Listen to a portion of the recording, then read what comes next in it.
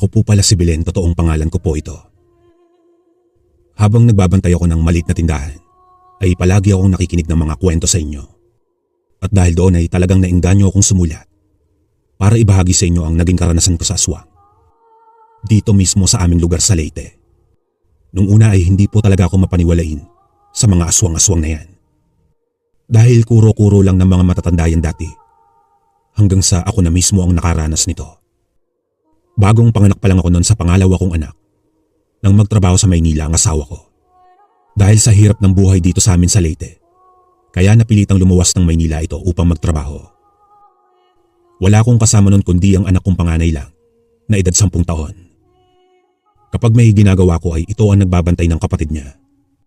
Hanggang sa lumipas ang 5 buwan, ay hindi na nagpaparamdam sa amin ang asawa ko. Kaya sobra akong nag-aalala dito na baka may nangyari ng hindi maganda sa kanya. At dahil wala naman akong cellphone ng mga panahong iyon, kaya palagi akong nakikitawag sa anak ng kapitbahay ko. May cellphone kasi ito kaya doon ako nakikipag-usap kapag tatawag ako sa asawa ko. Hanggang sa hindi ko na nga ito makontak. Kapag tinatawagan namin ang number ng asawa ko, ay hindi na nagre-ring ang cellphone niya. Hanggang isang araw, ay nabalitaan ko na lang dito sa aming kapitbahay na dating galing Maynila na nakita daw niya ang asawa ko na may kinakasama na itong iba. Kaya pala hindi na ito nagpaparamdam sa amin. Sobrang na-depress ako ng mga panahong iyon, kalakbay. Dahil hindi ko na alam kung papaano ko pabubuhayin ang mga anak ko. Ito pa at may sanggol pa akong inaalagaan. Paano pa ako makakapagtrabaho nito? Ngayong iniwan na kami ng asawa ko. Napatanong na lang ako nun sa sarili ko ng mga panahong iyon. Pero imbis na magmukmuk ako dahil iniwan ako ng asawa ko, ay mas lalo pa akong nagpursige at nagsumikap sa buhay. Dahil gusto kong ipakita dito na kaya kong mabuhay kahit wala siya. Ang ginawa ko nun, kalakbay, ay nangunguha ako ng mga gulay sa bundok para ibenta at may pangkain kami ng anak ko. Nangunguha rin ako ng kahoy na panggatong para ibenta sa mga kapitbahay para may pambili kaming bigas. At kapag may nagpapalaba ay naglalaba ako. Dagdag kita ko din iyon para makakabili na kami ng mga pangangailangan sa bahay.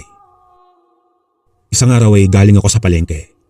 Bumili kasi ako ng mga pagkain at mga kakailanganin namin sa bahay. Nang makasalubong ko si Manang Norma, nakiusap ito sa akin na kung pwede ko ba daw siyang ipaglaba sa susunod na araw. Dahil aalis sila kaya walang maglalaba ng mga maiiwan niyang labahin. Pumayag naman ako dahil wala naman akong gagawin ng araw na iyon. Kung hindi niyo po na itatanong, mga kalakbay, ay malayo po sa baryo ang palengke. Sasakay ka pa po ng tricycle at aabot ng 1 oras bago ka makarating doon mula sa amin. At 20 pesos naman ang pamasahe ko. Malaking halaga na po sa akin ng 20 pesos noon. Kaya tuwing linggo lang ako namamalengke ng bigas, ulam, at gamit namin sa loob ng bahay ng mga anak ko. Ang anak ko naman na 10 taon ay nag-aaral na.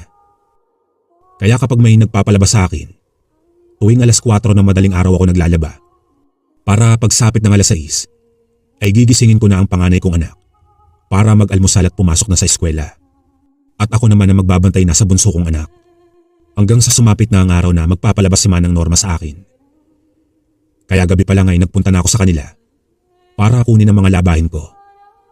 Dahil sa ilog ako maglalaba para mas mabilis ang pag-aanlaw. At mapabilis din ang gawain ko. Dahil sa umaga ay walang magbabantay sa bunso ko. Kasi papasok na sa eskwela yung panganay ko. Kaagad namang binigay ni Manang Norma ang mga labahin ko.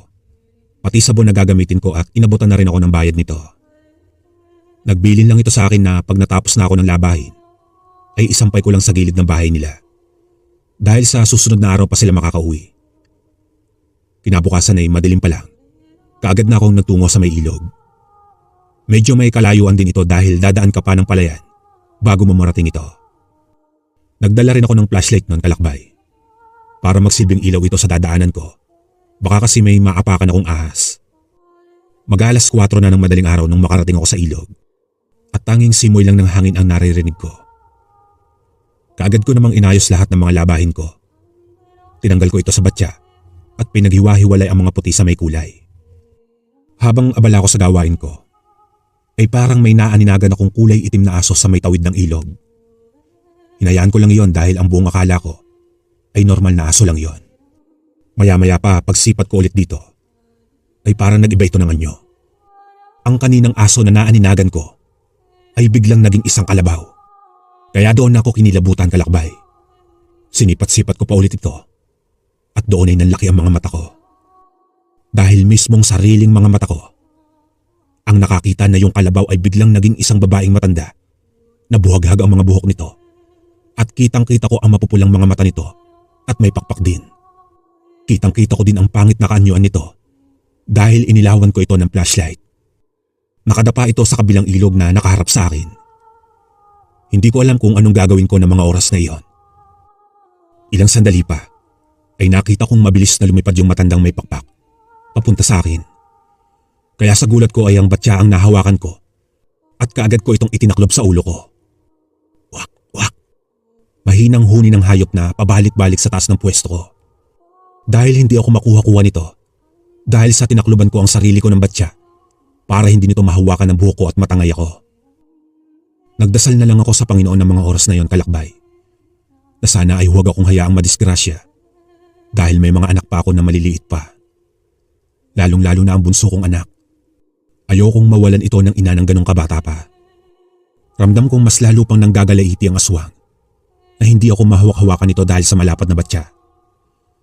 Hanggang sa may narinig akong tatlong lalaki ang nag-uusap patungo sa kinaroroonan ko. Kaya kaagad akong sumigaw at humingi ng tulong sa mga ito. Pagsilip ko sa batya, ay nakita kong tumatakbo na ang mga ito papalapit sa akin. At kaagad ay nakita nila ang lumilipad na ibon.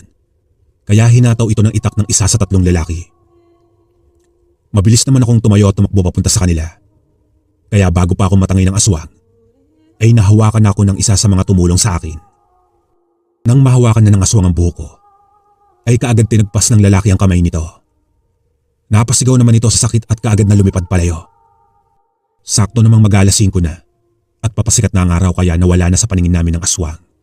Tinanong naman ako ng tatlong lalaki kung ano yung ginagawa ko sa ilog. Sinabi ko naman na naglalaba ako dahil may nagpapalabada sa akin. Kaya tumangulang ang mga ito at napag-alaman kong taga-ibang baryo pala sila. Napadaan lang sila doon dahil papunta sila sa bundok. Kaya inagahan nila ang alis doon sa baryo nila. Ang sabi pa nung isa ay mabuti na lang at doon sila dumaan. Dahil kung hindi ay baka naging agahan na ako ng aswang. Nang magliwanag na ay nagpaalam na ang mga ito na tutuloy na sa bundok. Tutal ay nakasikat na ang araw, kaya pwede na nila akong iwanan. Naisip ko din na ituloy ko na lang ang paglalaba kasi nandun na rin naman ako sa may ilog. Nanghihinayang din ako sa ibinayad sa akin dahil pambili na namin iyon ng pagkain. Kaya yun nga, kalakbay.